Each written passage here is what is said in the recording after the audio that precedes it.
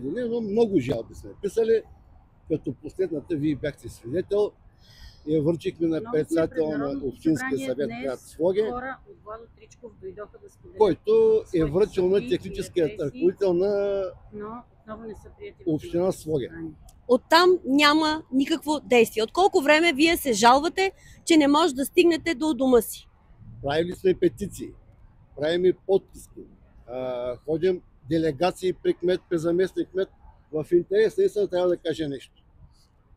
Кмета еднолично просто каза: отиди и намери Боби. Боби се казва техника на кметството. И му кажи веднага да дойде и да мери.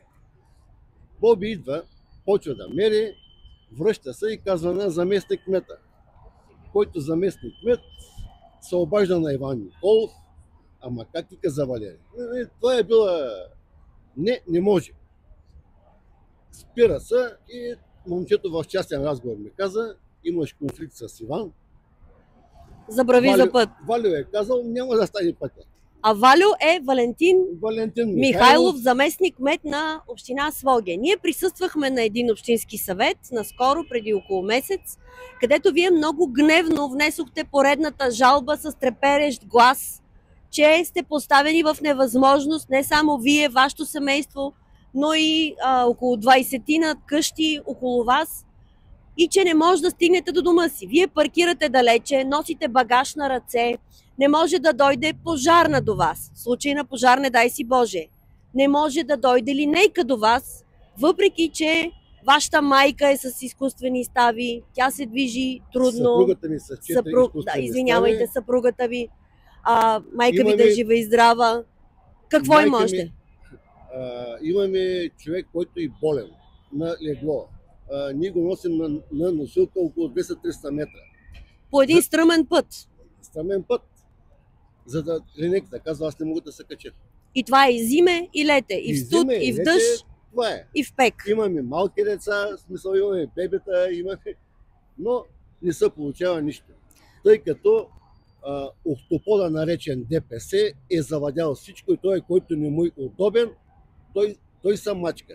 Противоправните бездействия на кмета, тъй като вие казахте правилно, че аз бях много гневен, тъй като на по-предно заседание заместник кмета Валентин Михайлов излъга пред всички, че нашата улица, видите ли, тя не е била в кадастралният план, че улицата е била козя пътека и той ще да направи всичко възможно това да се случи някъде в бъдещето.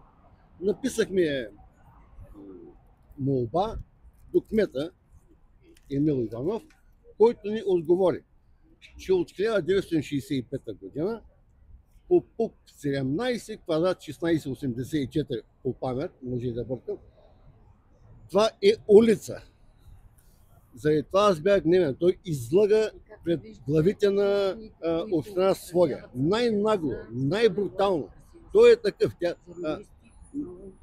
Всички, които са там, са толкова нагли, толкова брутални. Не мога да ви опиша с думи. Кмета, който е на селото, той се закача, скача на бой на бабички. Кара се, ще ги бие, ще ги мачка, не на мъже. Той е такъв, брутален. Валентин Михайлов. Елайте да видите сега за какво става дума. Преди 4 години кметството направи ремонт. Ремонтът беше много скъп. На сградата на кметството? На сградата на кметството се направи ремонт с изолация, с дограми, всичко служиха. И сега събодиха всичко. Въпреки че все още годно. Ето си беше годно. С нови дограми, с климатици, всичко супер много. Събориха всичко, оставиха го само на колони и извикаха някаква бригада, която в момента прави ремонт. Този ремонт навънка има табела, че струва 2 милиона лева. От които надали всички ще бъдат вложени в ремонта, на ремонта. От които без аз да съм експерт, твърдя, че тук вложените материали няма да бъдат повече от 400 хиляди лева. 300-400 хиляди лева. Говорил съм с строители, които виждат за какво става дума. Това е смях. Отделно нашите пътища, доказано, са асфалтирани с камъни от урановата мина в Бухово. Господин Марин Григоров е изпратил жалби, подкрепени с документи, че това е точно така. Изпратил жалби в ДАНС и имаме отново бездействие. Елате да видите, да се провери колко хора са умрели само от рак по тази въпросната улица. Вие казахте, че не минавате оттам точно по тази причина. Вие и вашето семейство. Разсъдливите хора не минаваме оттам. Не искам да обиждам старите хора и те са разсъдливи.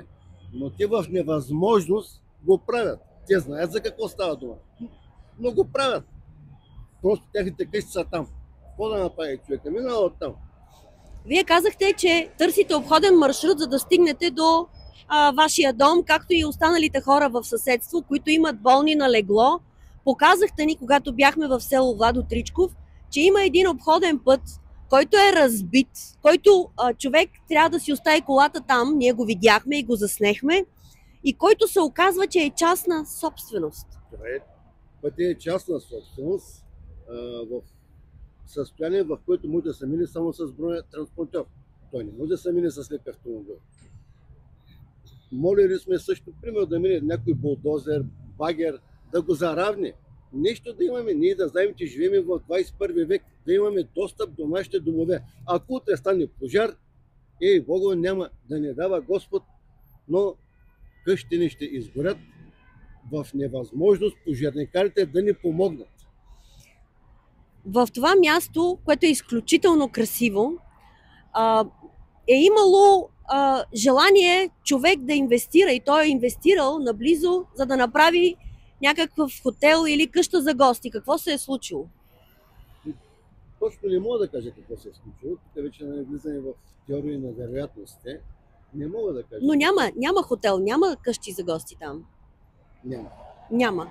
И то е заради това, че човека е купил имот и не може да стигне до него. Няма регулиран път, който да отведе посетители, машини, товарни, за да може да строи там. Там не е възможно да се строи.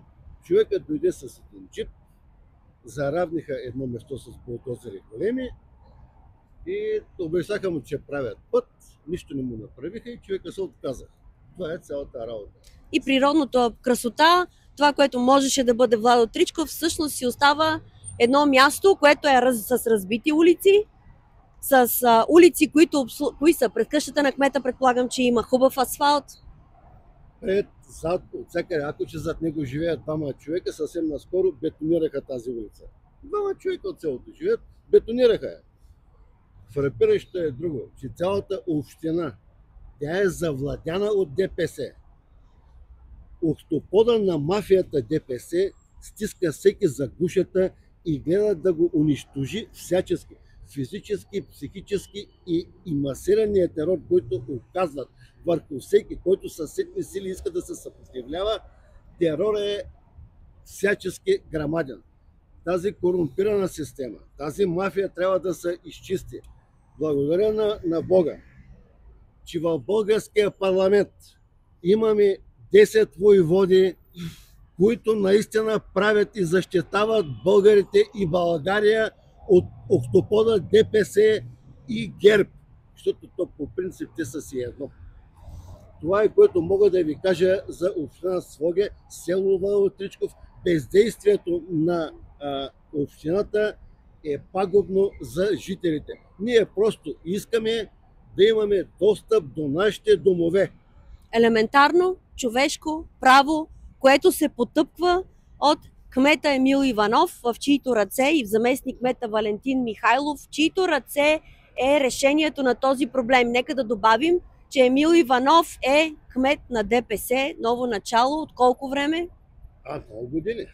На Своге не казваха ли първа част на община? Имаше, да, така казват. Кажете.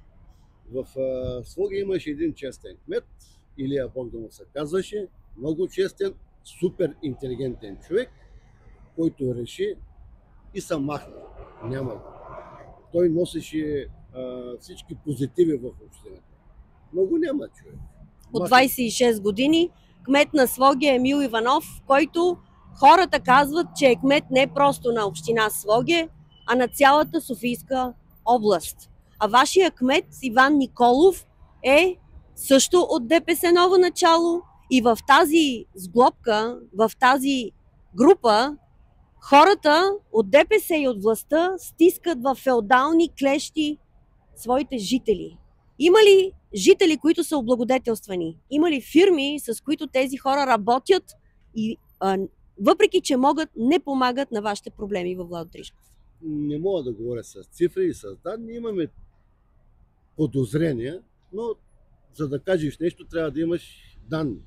И да имате данни, Но когато си с властта, с ДПС, ти си окей. Когато не си с властта, и аз като явен поддръжник на Волен Сидеров, естествено, че ме е било на времето. На мен ме е било гнус. И им казвам, добре бе хора, тук няма етнически турци, няма цигани, няма никой. Защо гласувате? Бабичките от пенсионерския клуб, които не могат да вървят, с бастуните отиват да гласуват. И се питаме, защо тази баба не може да отиде да си купи хляб, а отива с двата бастуна и гласува за кмета. Аз мога да ви кажа, защото хората са държани в бедност, за да бъдат държани в зависимост. Ето за това се случва това. Кмета на Своге Емил Иванов дължи отговори на тези хора, които страдат от години и не можейки да стигнат до домовете си. Иван Николов, кметския наместник, по-точно на ДПС Ново начало в село Владо Тричков, дължи отговори на хората, които плащат данъци и осигуряват заплатата му. Аз глава няма да преклоня и ще отдам всичките си сили, ум, разум и средства за елиминиране на тази лумпенизирана, маргинализирана система на охтопода, наречен ДПС. До сетния си дъх аз не се прекланям. Аз считам, че съм наследник на Ботев, на Левски и на Каравелов. Позор е да се слагам чалма на главата и да вярвам в падишаха. Няма да стане. Хората се пробудиха. С омерзението, което получиха от ДПС, сега ще получат такъв голям шамар, който те дори не са го и сънували. Ние ще бъдем до вас в тази битка. Имам един въпрос.